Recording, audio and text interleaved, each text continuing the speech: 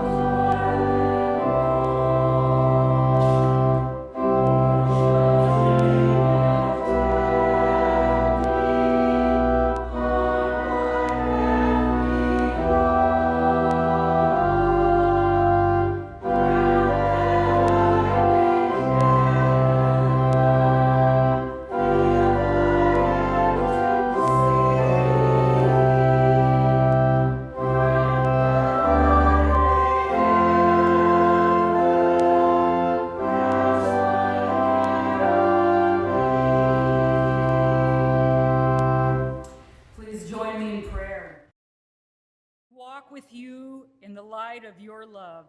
It is your glory seen, not ours. When we talk of you to those who we meet, it is your words that speak, not ours.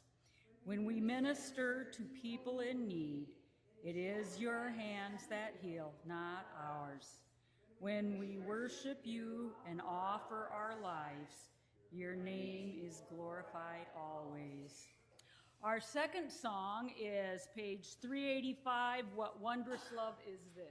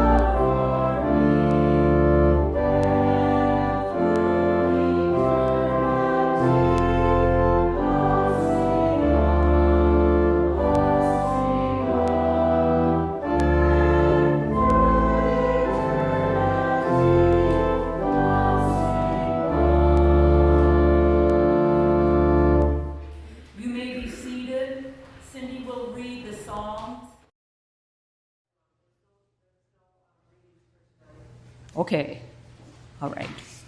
Well, you may stay seated because my text is rather long. We were told in school never to have a text over 10 verses. This one's almost twice.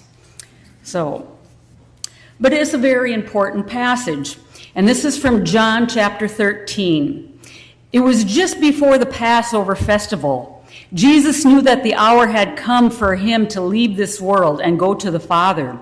Having loved his own who were in the world, he loved them to the end. The evening meal was in progress, and the devil had already prompted Judas, the son of Simon Iscariot, to betray Jesus. Jesus knew that the Father had put all things under his power and that he had come from God and was returning to God. So he got up from the meal, took off his outer clothing, and wrapped a towel around his waist.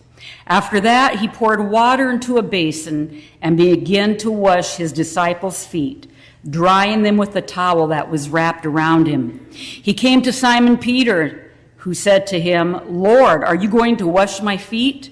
Jesus replied, "Do you not realize now what I am doing? You do not realize now what I am doing, but later you will understand." "No," said Peter, "you will never wash my feet." Jesus answered, "Unless I wash you, you have no part with me." Then Lord Simon Peter replied, "Not just my feet, but my hands and my head as well." Jesus answered, "Those who have had a bath need only to wash their feet. Their whole body is clean. And when you are clean, though not every one of you," for he knew who was going to betray him, and that's why he said not everyone was clean. When he finished washing their feet, he put on his clothes and returned to his place. "Do you understand what I have done for you?" he asked them. "You call me teacher and Lord, and rightly so, for that is what I am. Now that I, your Lord and teacher, have washed your feet, you also should wash one another's feet. I have set you an example that you should do as I have done for you. Very truly I tell you, no servant is greater than his master, nor is a messenger greater than the one that sent him. Now that you know these things, you will be blessed if you do them." And that's our scripture text tonight. And it reminded me of a popular saying that used to be everywhere, WWJD, what would Jesus do? Well, tonight we're going to talk about what Jesus did, because we are called at all times to follow his example. And his example tonight was he washed the disciples' feet. And he did it to teach us some really important lessons. The first lesson is we are called to serve others. And this happened to be the Passover feast, and Jesus knew his death was coming pretty soon. And I think, well, what would I do if I knew I was going to die a violent death in 12 or so hours? I don't think washing somebody's feet would be the first thing that came to my mind. I can think of a lot of things, but here's what Jesus did. He put a towel around his waist and he washed the feet, the dirty feet of his disciples. He's facing death and he's washing dirty feet. Shouldn't he do something more important than that? But that's the lesson, because Jesus used his last hours on earth washing dirty feet like a servant, and not just any servant.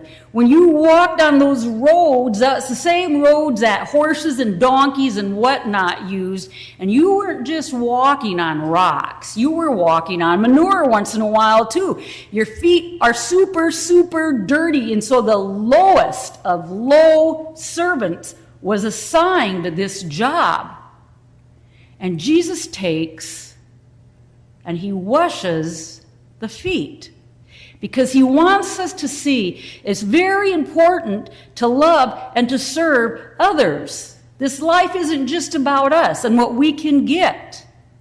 And this love for others doesn't have to be some earth-shattering event. We can do things quietly. We can do things on the sly for other people. We don't have to do something that's always seen.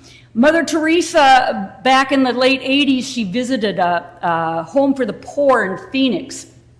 And during her interview, you know, the press is around her, and one press person said to her, you know, what can I do for you?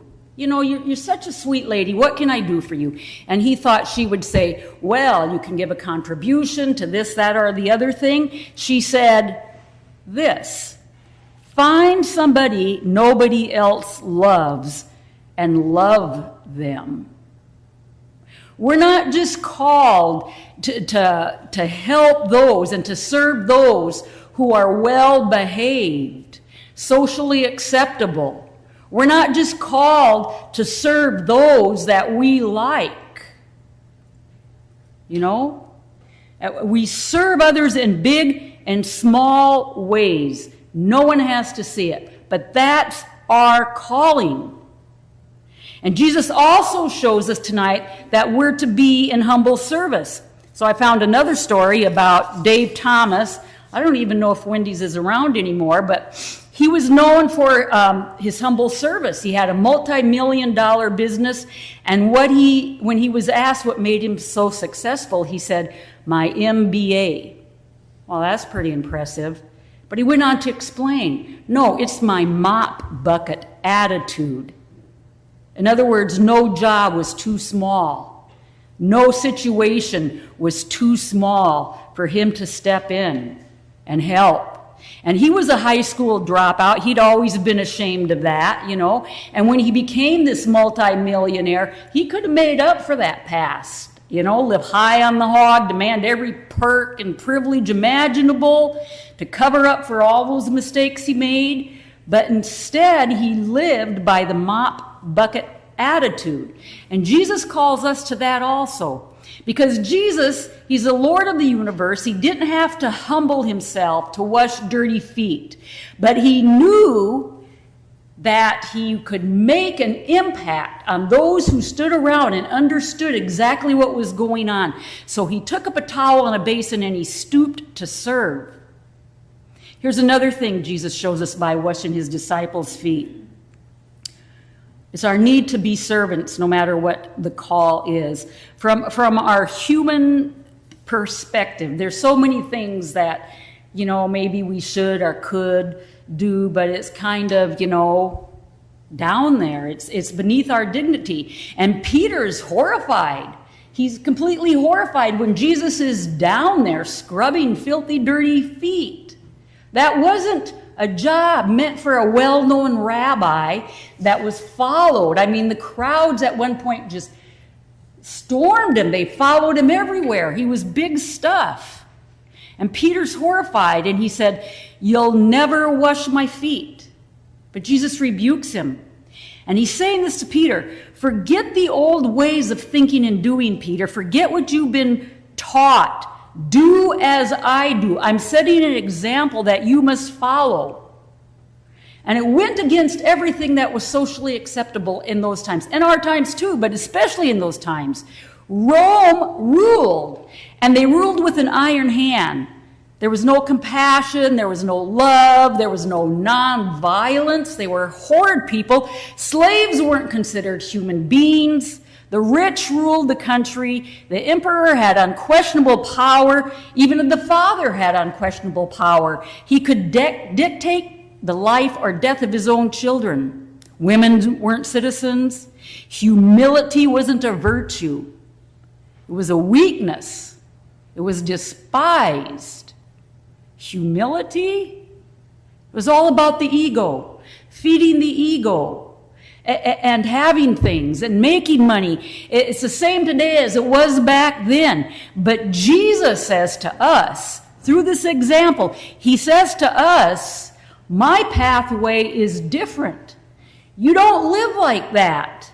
You know, he takes off his robe, he puts on a towel, and he kneels in front of his friends, and he blows their concept of a king out of the water. And Jesus is saying by this act of love and humility, this is how we live. This is how we live. People who truly follow Jesus, who don't just do it because it's the socially acceptable thing to do to sit in a church, but people who are dedicated to follow Jesus live differently. They have different priorities, like Jesus did. And he's teaching us to act and think in the same way. And when he was done washing the feet, he put on his clothes and he returned to his place, and he says to his disciples, "Do you understand what I've done for you? You call me teacher and Lord, and you're right, because I am your teacher and Lord. But now that I've washed your feet, you should also wash one another's feet. I've set an example for you that you should follow. Now that you know these things, you'll be blessed if you do them." Jesus is saying, I'm your teacher. I served you, and you serve others. And we can't call ourselves true followers of Christ and be unwilling to serve others in humble ways. This isn't the way of the world at all today, like I said. It's not the way. Actually, this level of service and love has never been the norm for the world. You know, number one, me, I'm the most important thing. But Jesus called us to be different, truly different.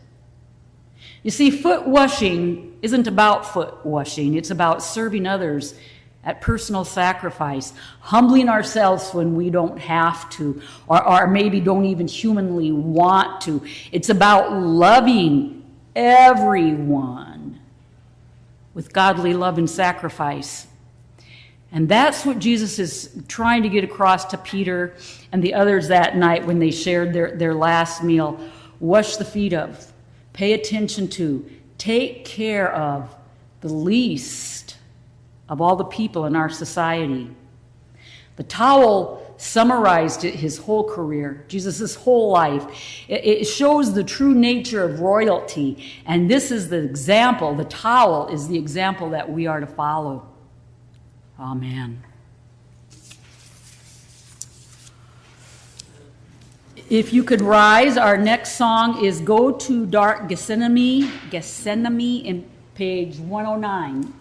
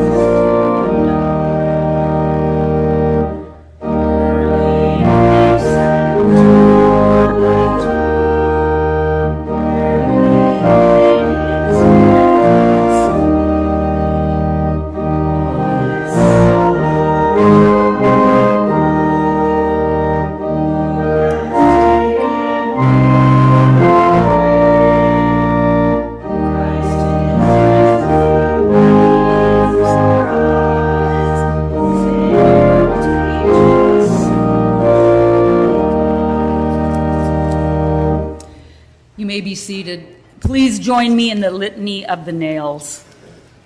Let us think about the first nail. Remember how the disciples fell asleep in Gethsemane while Jesus prayed? They could not stay awake. They did not stand with a friend.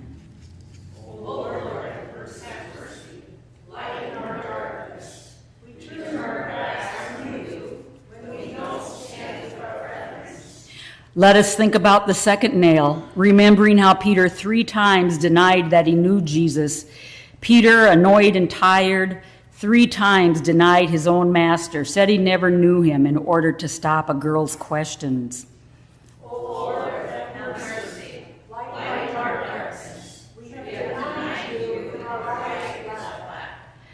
Let us think about the third nail, remembering how Judas betrayed Jesus.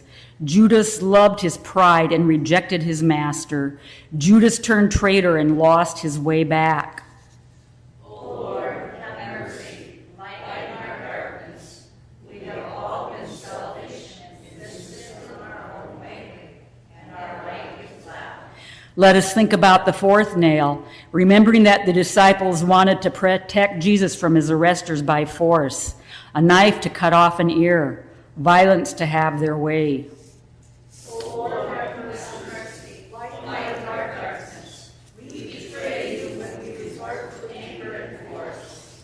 Let us think about the fifth nail, remembering how the crowd shouted, "Crucify him." Pilate asked the crowd to release the good master. "Crucify," they shouted. "We don't want him." O Lord, have mercy. Light our darkness. We have crucified you when we went along with the crowd, and our light is loud. Let us think about the sixth nail, remembering how our faith has been weak and we have lacked courage for ministry in Jesus. And then when they had sung a song, they went out. There, all would desert him and leave him to face trial and execution by himself. As we remember Jesus walks through this lonesome valley, we put aside everything that would distract us from Jesus' suffering. Will the ladies please come forward to strip the altar, and afterwards we will all quietly leave the sanctuary.